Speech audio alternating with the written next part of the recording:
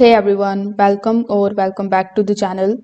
In today's video, I'm going to show you exactly how to build iOS apps using Claude Code with the Opus 4.5 model. Now this tool helps you generate the Swift code, the UI layouts and logic using simple instructions. So to start with it, first of all, you need to come here on Claude.ai. Now once you are here, you just have to choose the Opus 4.5 model. Once you have done that, you need to describe what kind of iOS application you want to build in simple words. For example, you can type something like this prompt, which says create a simple iOS to-do application using Swift UI with add and delete task features. Now, once you hit enter, Claude is going to instantly generate the clean Swift UI code for the application screen and logic.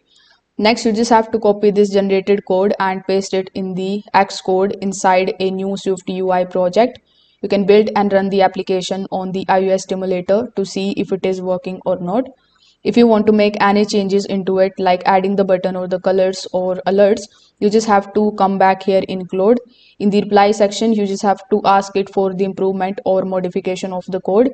You can also repeat this process until your app looks and works the way you want it. If this video helped you out, make sure that you like this video and subscribe to the channel. Thanks for watching.